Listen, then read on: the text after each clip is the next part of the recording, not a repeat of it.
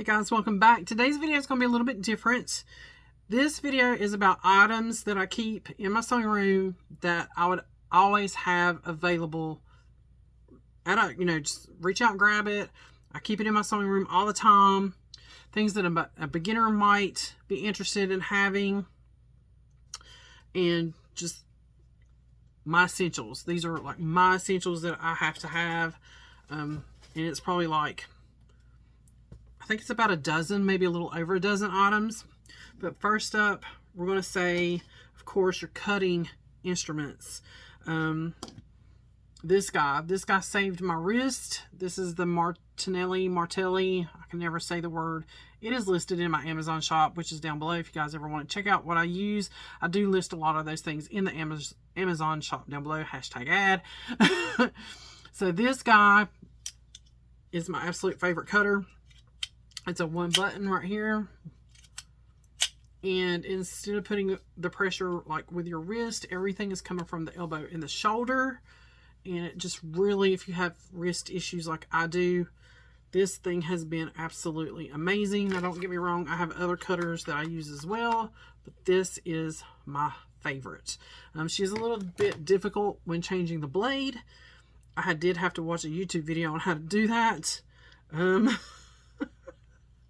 Oh yeah, it was a hot mess trying to change the blade. And I'll probably have to watch a video to change it again. But yeah, this is my favorite cutter. Scissors, of course, get you a good pair of scissors. These are cheapy Pioneer Woman scissors. They do the job.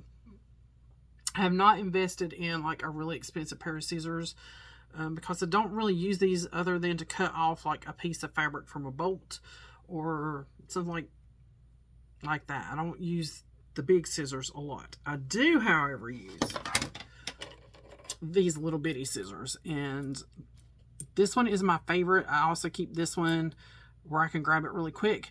I don't know if you guys remember, Fat Quarter Shop gave us this little stick-on scissor holder a while back, way back, and you could put it on your machine. I did not put it on my machine. I have a shelf right here beside of you, and it's right there where I can just reach up and grab it. These stay with my machine. I like these the best. They're long, they're skinny, and they're curved. And you can just really get in there and get the threads. My favorite. Seam ripper. This is my favorite seam ripper. Whenever I see these little cheapy babies, I grab them. Because I end up cracking the lids and throwing the lid away. And that's part of your handle. But these are usually like 50 cents to $1 when you're going through a quilt shop, and they're usually in like a little bowl or a little something up the register to grab and go. And they're like 50 cents to $1. I love it because this is so skinny and sharp. Teeny tiny to get in there with those seams. I've used other seam rippers. I don't like them. I love this one, and she's only like 50 cents. Like, I usually grab one or two. Next up, talking about cutting threads, this guy.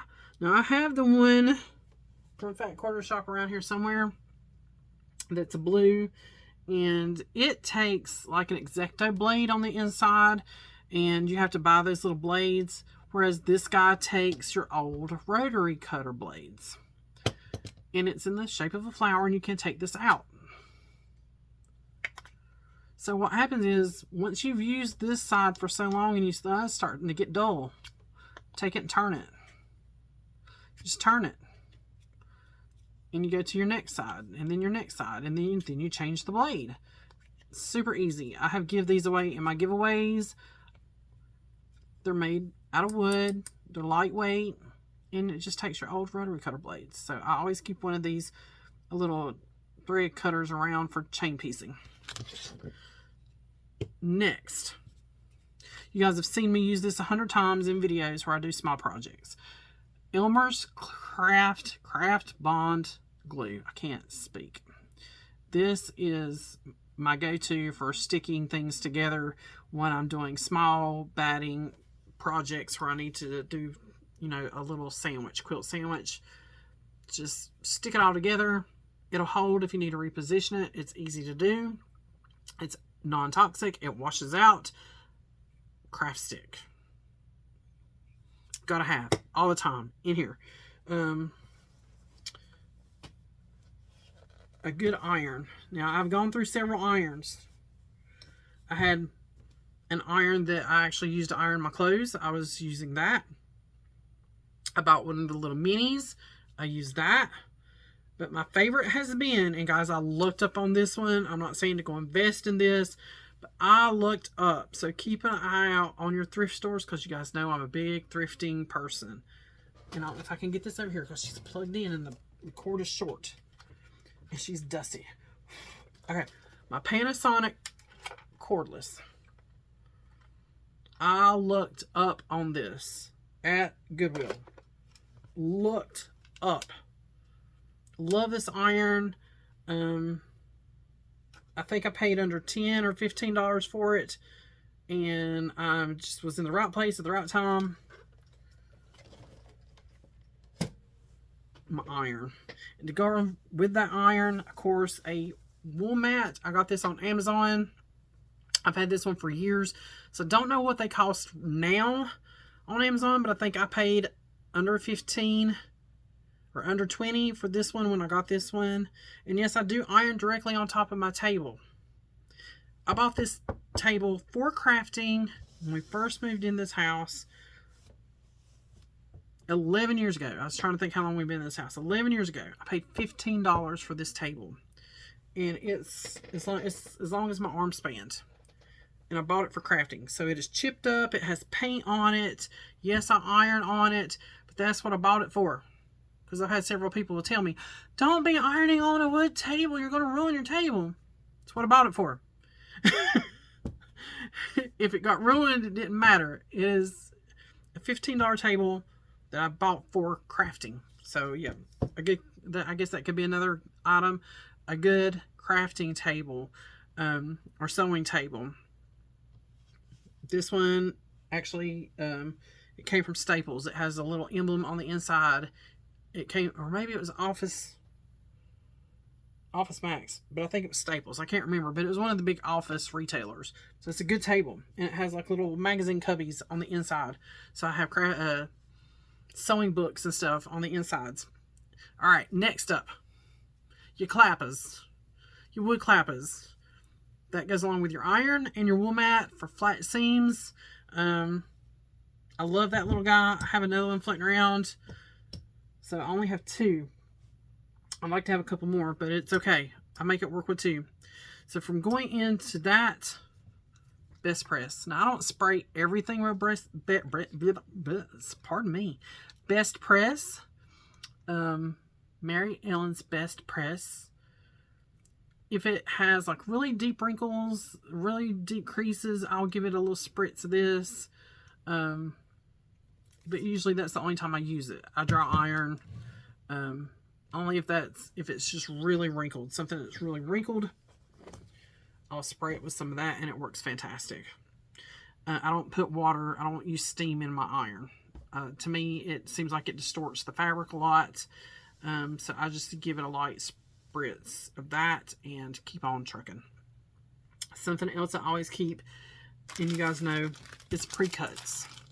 I always will have charm packs, layer cakes, jelly rolls, jolly bars, some kind of pre-cut.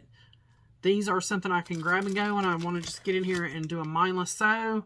I put something together really quick. I'm not having to measure anything. I can just sew and cut.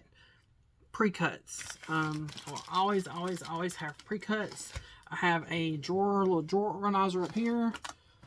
This whole drawer is jolly bars. Well, not the whole drawer. There's a few charm packs back in there that fit back in there, but it's pretty much all jolly bars. And then all the rest of it is charm packs. I don't know if I can get those in there. I think I can. Maybe, maybe not. No. She's packed. She's packed full. So those two wouldn't fit. But I always keep some pre-cuts because I want to just get in here and sew something and I don't want to have to measure anything. So to go along with that, I always keep a bolt of white. Now I know this is an investment. A lot of people can't just go out and buy a bolt. I couldn't either at first. But I would watch for sales I really miss when Pineapple Fabrics had their season sale. You could catch a bolt of fabric really reasonable. And that was I still have a tiny bit of the Robert Kaufman Snow up there that was bought from Pineapple Fabrics. This came from Fat Quarter Shop. When they did a bolt sale, I know I paid under $100 for it. I don't remember how much. It's been a while. I'm just now cutting into it. But watch for those sales on bolts for a solid color, a background color that you use constant. And to me, it's a white or an off-white. So this one is just Raleigh Blake White, I do believe. Yes. 120 Raleigh Blake White. Cotton, confetti cottons. So I always keep a bolt of white or off-white or something like that. Let me put that where she goes. Okay, so I've done all those goodies. So the last thing, or last couple things I'm going to show you is my Stripology. And yes, this is definitely an investment. These are not cheap, but it was one of the best investments I have made in my sewing, because I do make mistakes when I cut, and then I'm like, darn it, now I gotta cut some more. I'm wasting fabric. This really saved me on cutting more accurately and cutting efficiently. I can have 2-inch strips cut out in less than a minute. It is marked across the top with squares and stars. And it shows you exactly where to cut. I do have 3 sizes, but this is my most used one because I cut my 2-inch strips, I cut 4-inch strips, I cut squares. All you gotta do is just turn your fabric. Easy, easy peasy. This guy I would buy again and again. If you only get one, get this one that you can cut your strips. This one right here. I don't know what size this one is, but it's the one that is like 13 inches. And it's for 1.5 cuts, 2.5 cuts. That's your stars and your squares. So that is one of my best purchases. And the last thing I will always keep on hand in my craft room is batting. And I even save, and I'm sure y'all do too, I save my batting scraps for small projects because I'll piece them together to make a bigger piece because I'm not wasting it. I'm not throwing it away.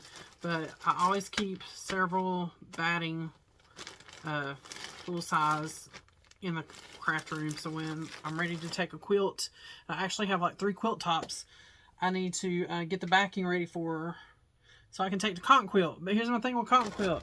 I'm off on Tuesdays. She's usually open on like Thursday, Friday, Saturday. Some days just Fridays. But she has told me if I need, like to meet her, she will meet me there.